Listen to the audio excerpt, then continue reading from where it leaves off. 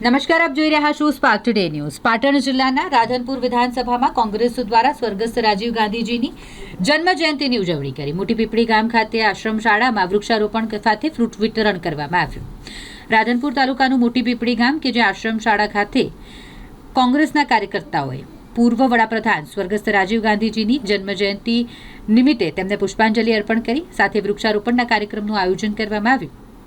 રાધનપુર વિધાનસભાના કોંગ્રેસના કાર્યકર્તાઓ મોટી સંખ્યામાં ઉપસ્થિત રહ્યા હતા।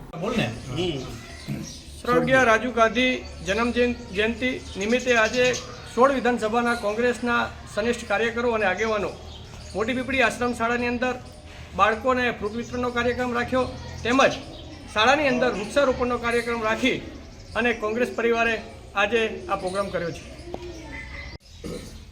સ્વર્ગસ્થ વડાપ્રધાન રાજીવ ગાંધીની જે આજે જન્મ જયંતિ છે એ જન્મ જયંતિના ભાગરૂપ આજે અહીં મોટી પીપળી આશ્રમ શાળાના બાળકોને ફ્રૂટ વિતરણ અને વૃક્ષારોપણનો કાર્યક્રમ રાધનપુર વિધાનસભા કોંગ્રેસના આગેવાનો દ્વારા જે આયોજન કરવામાં આવ્યું છે એમાં આજના કાર્યક્રમમાં ઉપસ્થિત આપણા રાધનપુર શહેર કોંગ્રેસના પ્રમુખ અને વરિષ્ઠ કોંગ્રેસના આગેવાન ડૉક્ટર ઝુલા સાહેબ આપણી વચ્ચે ઉપસ્થિત છે।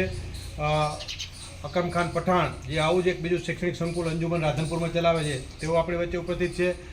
શિક્ષણના જીવ અને આપણે સાંતરપુર શાળામાં શેલ પરીખમાં આચાર્ય પણ હતા એવા વિશુદાન ગઢવી સાહેબ છે, ઇકબાલભાઈ ચાવડા છે, જયાબેન ઠાકોર છે જે આપણા પાટણ જિલ્લા મહિલા કોંગ્રેસના પ્રમુખ છે, હરદાસભાઈ આહિરને તો તમે ઓળખો છો, આપણા પૂર્વ પ્રમુખ સાંતરપુર તાલુકા પંચાયતના કોંગ્રેસના આગેવાન છે, કાનજીભાઈ પરમાર આપણા રાધનપુર નગરપાલિકાના પૂર્વ પ્રમુખ છે, રમેશભાઈ દેસાઈ આપણે રાધનપુર તાલુકા પંચાયતના પૂર્વ પ્રમુખ છે, વર્ધીદાન ગઢવી આપણા આગેવાન છે અને રાધનપુર શહેરના તેઓ સેવાદળના પ્રમુખ તરીકે પણ જવાબદારી નિભાવે છે, બચ્ચાભાઈ આહિર જેઓ વારી માર્કેટ યાર્ડના પૂર્વ ડિરેક્ટર છે, પરબતભાઈ આહિર આપણે પાટણ જિલ્લા કોંગ્રેસના મહામંત્રી છે અને પત્રકાર મિત્રો અને તમામ આશ્રમ શાળાના શિક્ષકગણ, સ્ટાફગણ અને વહાલા બાળકો।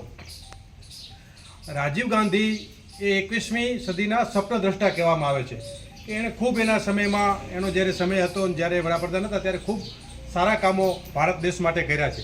ખાસ કરીને જે ટેલિફોન ક્રાંતિ કહેવાય, દૂરસંચાર ક્રાંતિ કહેવાય, દૂરસંચાર જે ક્રાંતિ છે એમાં એમનું ખૂબ મોટું યોગદાન।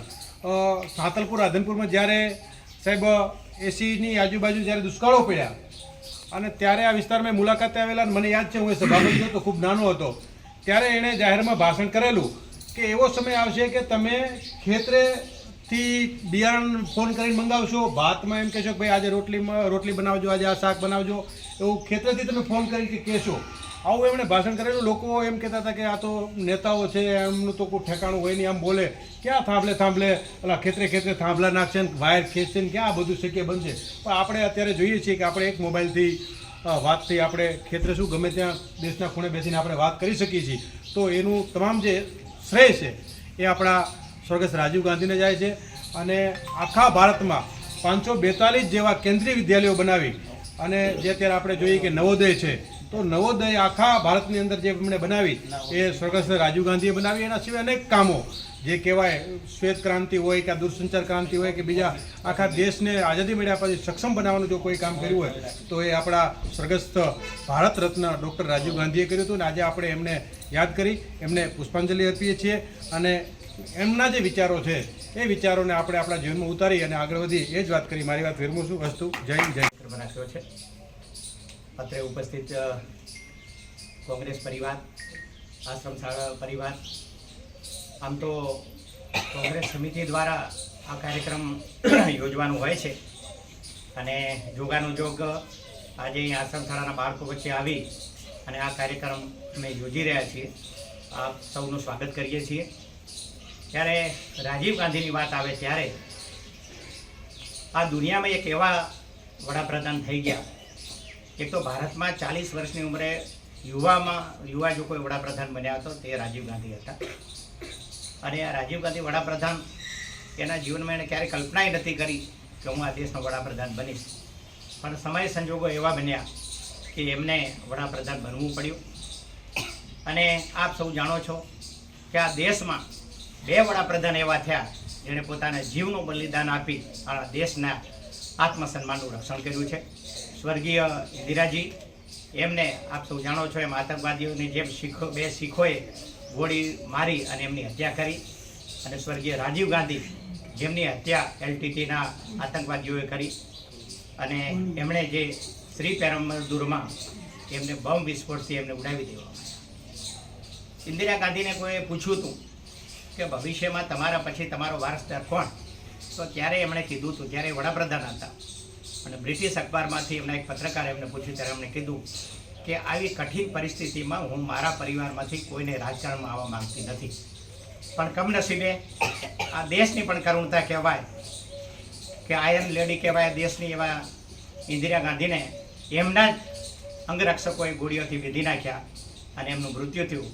અને કોંગ્રેસ પાર્ટીને એ વખતે જરૂર પડી કે કોઈને તાત્કાલિક વડાપ્રધાન બનાવવો પડે, અને એટલે રાજીવ ગાંધીને એમને બનાવવામાં આવ્યા. 1984થી કરીને 1989 સુધી આ દેશના એ સૌથી યુવાન વડાપ્રધાન બન્યા, અને એમણે જે કાર્યો કર્યા છે આપ સૌ જાણો છો. જે રીતે બચાભાઈએ કીધું એ પ્રમાણે ઇલેક્ટ્રોનિક ક્રાંતિ, કોમ્પ્યુટર ક્રાંતિ અને અનેક શાંતિના પ્રયાસો એમણે કર્યા. એમણે જીવનમાં એમણે હંમેશા એ જ વિચાર કર્યો કે આજુબાજુના દેશો જોડે સંબંધ સુધરે, ભારત માતાનું અને ભારત દેશનું બહુમાન આખા વિદેશમાં થાય. એમણે શ્રીલંકા જોડે એક સંધિ કરી. એ વખતે એલટીટી કરીને હતા અને પ્રભાકરીન કરીને ત્યાંનો એક લીડર હતો, એમની જોડે એમણે સમાધાન કર્યું. બીજા દેશ માટે શાંતિનો પ્રસ્તાવ લઈને ગયા. પ્રભાકરન એ એક પ્રકારની એલટીટી આતંકવાદી પ્રવૃત્તિ ત્યાં ચલાવતા હતા.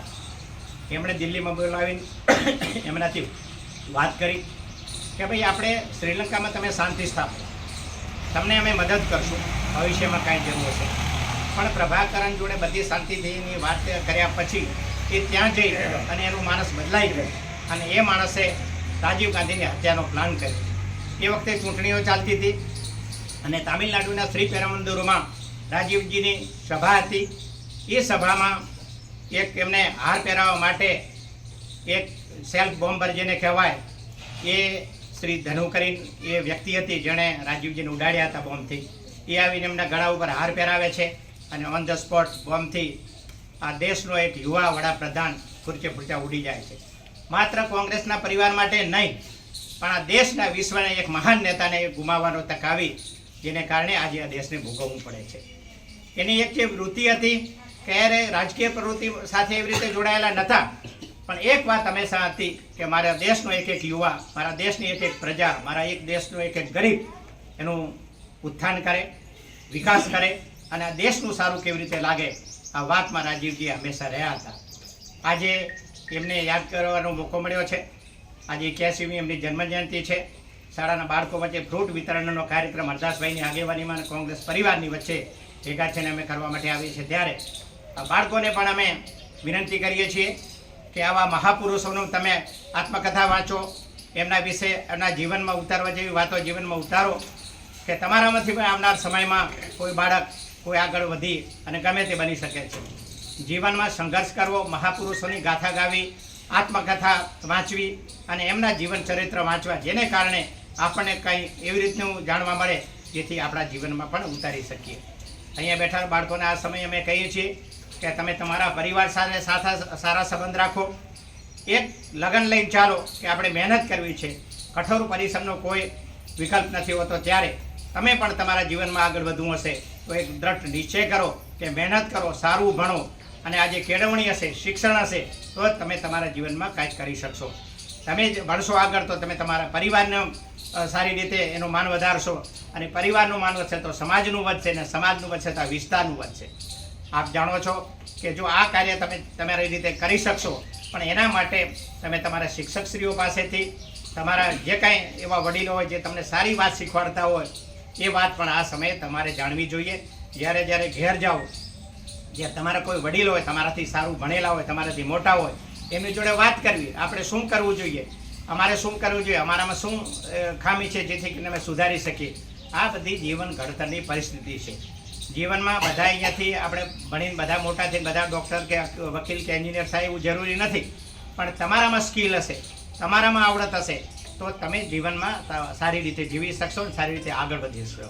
તમારી જેટલી મહેનત હશે એટલું તમે તમારા જીવનમાં સારી રીતે આગળ વધવા માટે તમારે એટલું પૂરતું છે. આજની ઘડીએ કોંગ્રેસના પરિવાર તરીકે અમે આવી અને રાજીવજીની આ